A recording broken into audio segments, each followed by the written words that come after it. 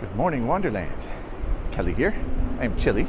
I've come today to the downtown Richmond area, actually the Manchester Floodwall, for a start, because I had a request through a comment, and thank you very much, to kind of go a little more into the R7 and Canon 24 to 105 millimeter RF L lens combo.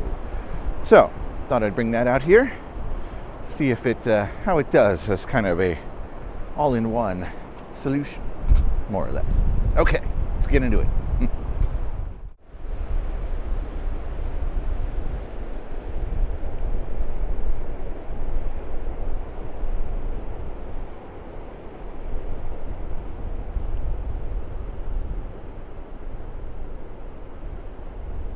All right. I actually brought two and only two lenses with me today, traveling a bit light.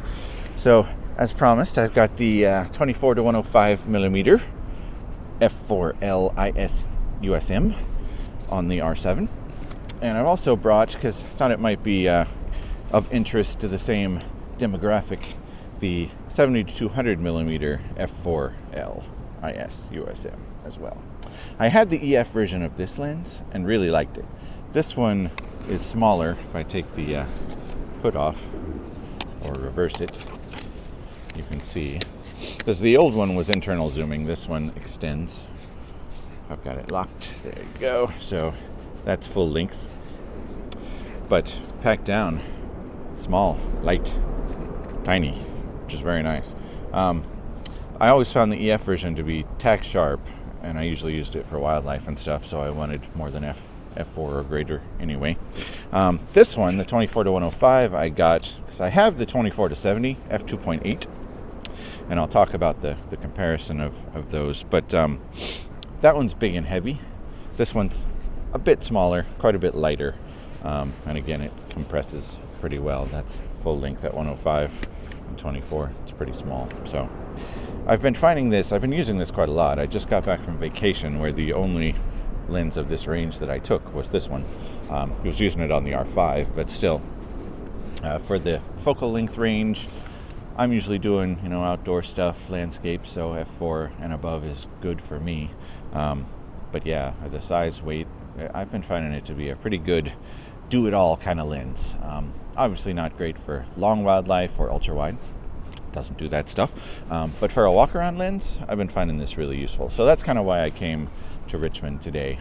Along the floodwall here, I wanted to get some nature, landscape, wildlife if I can. That's where this guy comes in, hopefully, if I spot anything. I did see a muskrat earlier. We'll see if I see him again. But anyway, yeah, as a walk around, if you just want to leave the house with one lens, 24 to 105 is pretty good. I'm hoping to hit the downtown area, maybe get a little bit of urban and architecture as well to kind of showcase the range of the lens. But that's the idea today. So let's get back to it. I just went one way on the floodwall. I'm going to head back to the center point and then go the other way a bit and then see where I go from there. My hands are cold. Maybe I'll get my gloves when I get over there to my car. Okay, onward. One real quick note about these two lenses that I brought today, and as it happens, the 100 to 500 millimeter f4.57.1 ISL, you know that one. They all use the same lens cap, 77 millimeters, and the same filters as it would happen, so that can be convenient for you. Just thought I'd throw that out there.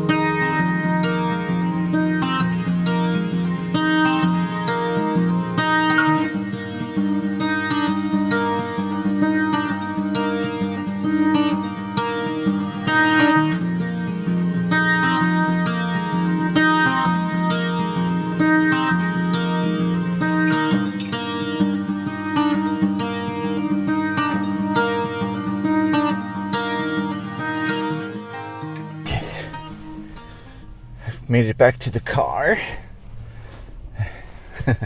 Mostly to get these because my hands are freezing. Yeah. Okay, so I'm going to warm up for a minute, but in the meantime, I'll talk a little more about the lenses. So, in this focal length range, native to the RF mount, you've really got three options, right? So there's this one, 24-105 f4L. There's the 24-70 f2.8L, and there's the 28-70 f2L. Now, the prices on those vary quite a bit, and I didn't research before I filmed this, but this one I think was about $1,200, maybe $1,400. The 24-70 is closer to $2,000, and the 28-70 is like $2,800, something crazy like that. So yeah, I didn't consider that one at all. I'm sure the f2 is lovely, but yeah, I don't need that enough, and that's even bigger and heavier than the 24-70, which was a big deal in my book. So for most of you watching, especially if you're filming with an R7, you're probably looking at the 24-105 or 24-70. Both very good because I have them both. But yeah, the 24-105 I'm liking a lot. That extra focal length reach on either full frame or crop sensor is nice. And speaking of focal length range, 24 millimeters on a crop sensor like the R7 works out to, what, 36, 38 millimeters, full frame equivalent. So not real wide, but decently wide. Great for walk around at any rate.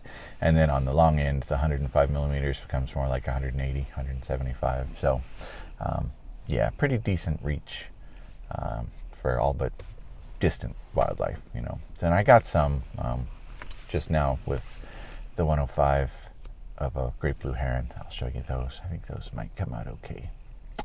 Yeah, and the 70-200 on a crop sensor works out to more like 112 to 320 millimeters equivalent. So 320 is pretty decent reach on a crop sensor camera for wildlife. I got some muskrat shots with that one at the long end, so I'll show you those too.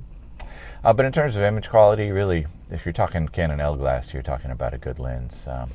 I don't think there are any duds in the lot.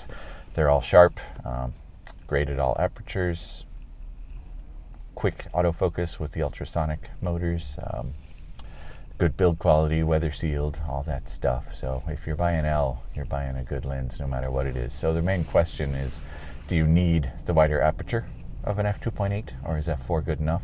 And I would submit that on these modern RF bodies with good high ISO performance, generally f4 is good enough, unless you're really looking for, you know, a narrower depth of field. But even that, you can grab one of the cheaper primes if you have a need for portraits and that sort of thing. So yeah, I've been real happy with the 24-105. Very good, slap it on and walk around lens. Nice and versatile. Yeah. So once my hands warm up a little bit, I will set off on the other direction of the Floodwall walk and maybe venture into downtown a bit after that and see what we can come up with. Fun! And while I'm at it, before I like these gloves with the flippy fingers. Yeah, before I set off again, I just want to say thank you to everybody watching. I broke 100 subscribers over my holiday vacation, which I'm very excited about. So nice start to the year. Still hoping to get up to 1,000 this year. So if you're watching and you haven't liked and subscribed, do that. I'll see if I can figure out a fun graphic to put there.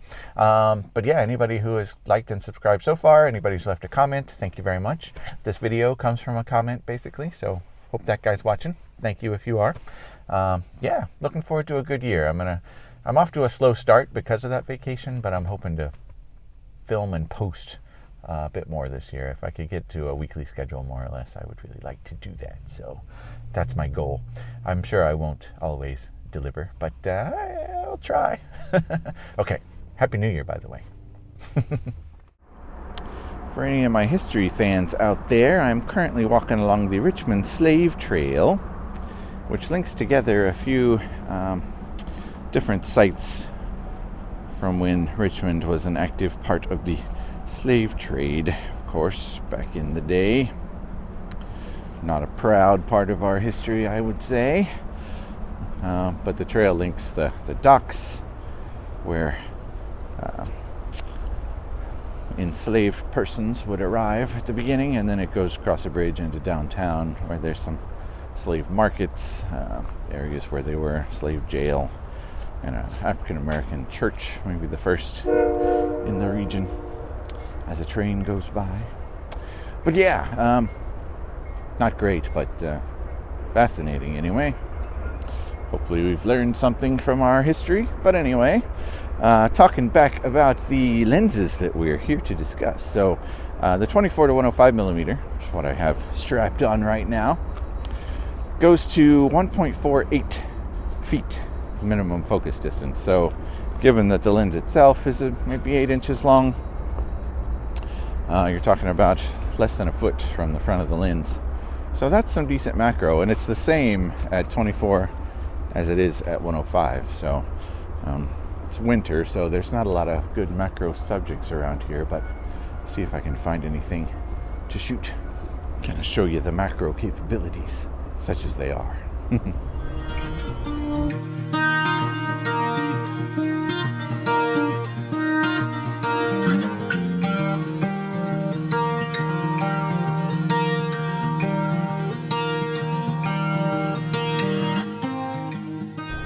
And speaking of macro, I switched to the 70-200, and its minimum focus distance is 1.97 feet, a little less than 2 feet. And in case you didn't know, minimum focus distance is measured from the focal plane, which is the sensor.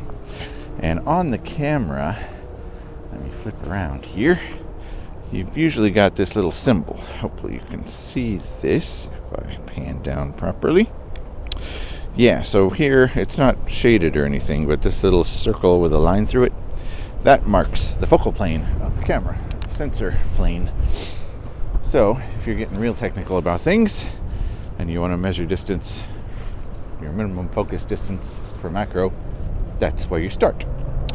So again, this lens, the 70-200, is maybe 6 or 8 inches long, so a little less than 1.5 feet from the front of the lens for minimum focus distance on that one. And I am not finding much to shoot from a macro perspective. I'll look around here. I'm getting close to the dock end of this trail, and then I'll turn around because it kind of dead ends here. So yeah, we continue.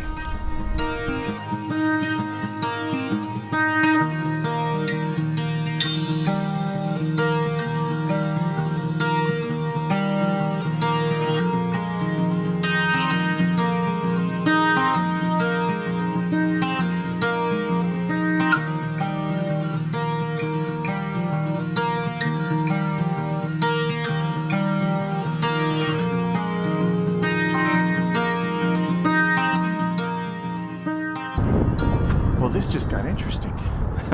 I'm walking back along the floodwall, and I came across this, which I've seen a million times. If I can get the camera to flip around, because my fingers don't want to do what they're supposed to do. Yes, the Southern States Building. Obviously an industrial complex.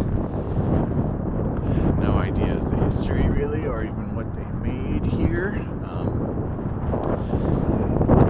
I'm not dumb enough to go exploring too much, since I'm alone and there's probably people living in here. But I can explore this exterior a little bit, I think. Maybe find some interesting subjects for macro and photography. Let's take a look.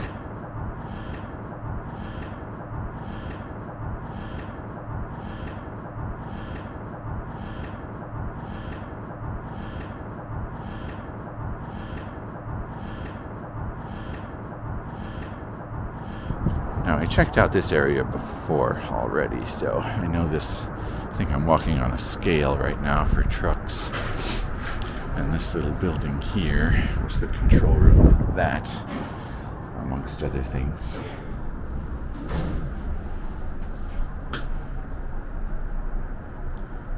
Pretty neat. I love abandoned places. I don't get to explore them very much, and it's probably not a great idea to explore them too much, but still, when I find a place like this, certainly gotta check it out. Okay, I won't trespass too much, I promise. All right, back to the car. After exploring that place just a little bit, I saw, no trespassing signs and whatnot, and I try to be a good boy, so I didn't stay there too long. But then I went to the Richmond Railway Museum, which I'd driven by a lot of times, but never actually stopped. So I thought I'd see what they have to offer. Neat little place. It's the 1914 to 1915 is when that station was built. It's one of those little trackside stations that dot the cities around here. So yeah, check that out a little bit. Very cool. Now I'm hungry. It's past noon, so I'm gonna grab lunch, and then I think I'm gonna call it there. Yeah, it's been a good time, so call it a day, at least on this excursion. Get home and edit some stuff. I'm still catching up on my vacation photos editing, which I want to throw into a video too. So, all right, until next time, hope this was useful to everybody, as always. Yeah, be good to yourself, take care of each other. Don't forget to be awesome. Get out and wander. See ya.